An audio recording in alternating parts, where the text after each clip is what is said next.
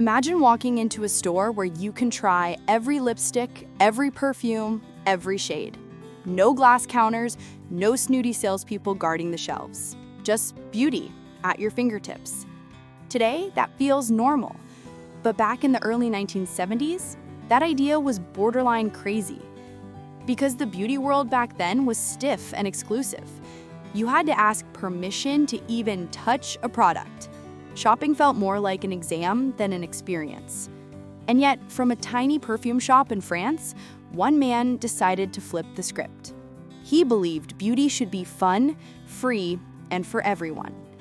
That belief turned into an empire. This is how Sephora, once a single Parisian perfume shop, became the most powerful beauty retailer on the planet. It's a story about rebellion, innovation, and a whole lot of lipstick. Let's dive in. The revolution nobody saw coming, 1969 to 1990s. Our story starts in the quiet French town of Limoges, where a man named Dominique Mandonnaud ran a small perfume shop. He wasn't a corporate big shot, just a passionate entrepreneur who paid attention to how people behaved. And what he noticed was simple. Most customers looked uncomfortable. Beauty stores back then were intimidating.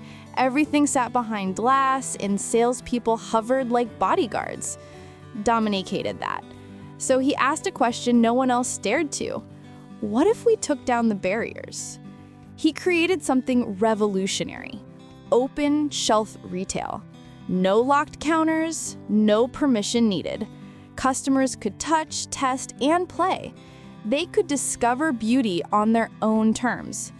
He first called his store Shop 8, but later rebranded it with a name that sounded elegant and empowering, Sephora. It came from Sephos, meaning beauty in Greek, and Zipporah, the wife of Moses, a woman known for her strength and independence. His first store opened in 1969, and it was an instant hit. People loved the freedom, the fun, and the sense of control. Dominique wasn't just selling perfume anymore. He was reinventing how beauty was sold. By the early 1990s, Sephora had grown into one of France's most loved beauty destinations. Its bold design, self-service concept, and playful energy stood out in a world of polite formality. But just as the brand was hitting its stride, a luxury giant was watching closely and about to make an offer that would change everything. The LVMH era, from local hero to global brand. Enter Bernard Arnault, the man behind LVMH, Moet Hennessy Louis Vuitton. If you know anything about luxury, you know Arnault. He's not just a businessman, he's a strategist who turns brands into icons. By the late 1990s, Arnault was building an empire. Louis Vuitton, Dior, Givenchy, Moet, the who's who of elegance. But he wanted something more. He wanted to dominate not just fashion, but beauty. In 1997, LVMH acquired Sephora, seeing in it what others didn't, a way to democratize luxury without diluting it. Sephora was chic, modern, and accessible. It was luxury's younger, cooler cousin. With LVMH's backing, Sephora suddenly had the muscle to go global. New stores opened across Europe, each with the now iconic black and white striped design. Sleek, confident, instantly recognizable. But Arnault had his eyes on a bigger prize, America. In 1998, Sephora crossed the Atlantic and opened its first U.S. store in New York City. It was bold, almost reckless. The American market was ruled by department stores like Macy's and Nordstrom. Sephora's open shelf concept seemed foreign, even chaotic compared to their polished counters. At first, people didn't know what to make of it. But then, something happened. Customers started coming back, again and again. Because Sephora was fun. It was different. It was theirs. Slowly but surely, Sephora began to win America over. But its next evolution would push things even further. Because this wasn't just about how people shopped. It was about who they were becoming. The American breakthrough. Building a beauty playground. Walk into a Sephora in the early 2000s and you'd immediately feel it. The music, the lights, the endless rows of color. It was like walking into a beauty playground. No pressure, no judgment, just pure discovery. And behind that magic was Calvin McDonald, a Canadian retail visionary who helped shape Sephora Americas. McDonald understood something powerful. Sephora wasn't selling products. It was building relationships. He doubled down on customer loyalty, creating one of the most brilliant programs in retail history, Beauty Insider. It wasn't just points and discounts. It made customers feel part of an exclusive club. Birthday gifts, early access, surprise perks. It turned shopping into belonging. Then came the digital revolution, and Sephora was ready. They didn't just build a website, they built a community. Tutorials, reviews, and product demos long before influencer culture existed. They gave beauty a voice, and that voice sounded authentic. They even built Sephora University, an internal academy where beauty advisors became experts, storytellers, and confidence boosters, not salespeople. By the 2010s, Sephora had done something incredible. It made beauty approachable and aspirational at the same time. It didn't matter if you were spending $15 or $500.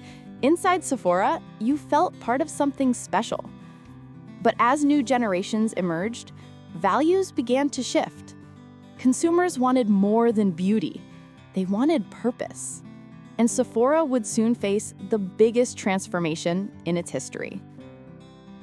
The new age of inclusivity, innovation, and competition. The 2010s were a wild decade for beauty. Social media exploded. Makeup tutorials went viral. Suddenly, the power shifted from brands to creators, and authenticity became the new luxury. Sephora embraced it.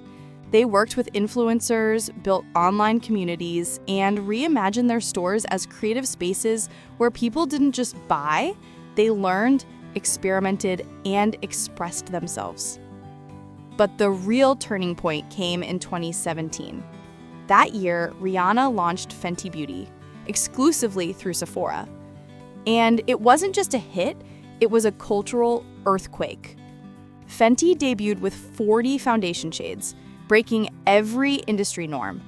It celebrated inclusivity, showing that beauty wasn't one color, one shape, or one style.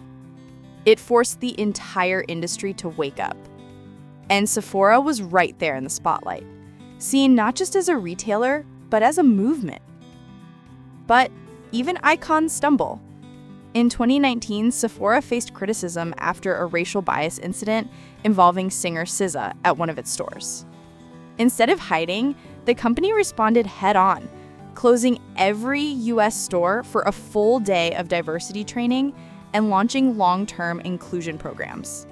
It was a humbling but defining moment, proof that the brand was willing to evolve, not just apologize.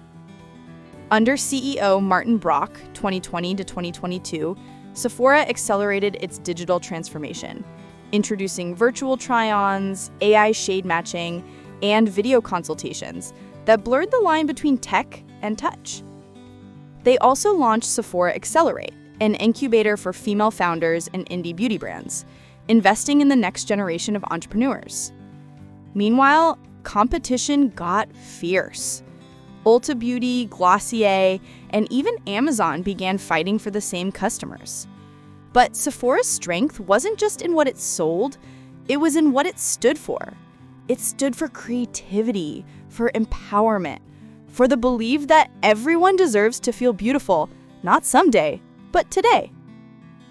Legacy and future, more than makeup. Today, Sephora is everywhere. Over 2,700 stores, more than 35 countries, billions in annual sales. But numbers don't tell the whole story, because Sephora isn't just a retail success, it's a cultural icon. It changed how we shopped. It made beauty interactive, inclusive, and emotional. It turns stores into playgrounds and customers into creators. And even now, the brand keeps evolving. They're experimenting with augmented reality try-ons, AI-powered recommendations, eco-friendly packaging, and new store concepts focused on sustainability. In regions like the Middle East and Southeast Asia, Sephora continues to expand, tapping into cultures where beauty is deeply tied to identity. At its core, Sephora's mission remains the same: to empower people to express themselves through beauty.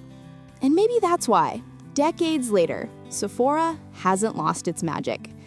It's not about perfection anymore. It's about possibility, about walking into a store and seeing a version of yourself staring back from every mirror.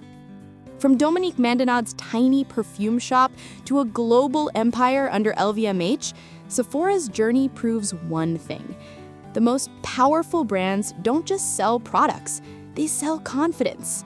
Because Sephora didn't just change how we buy beauty, it changed how we feel beautiful. And that, my friend, is a story worth telling.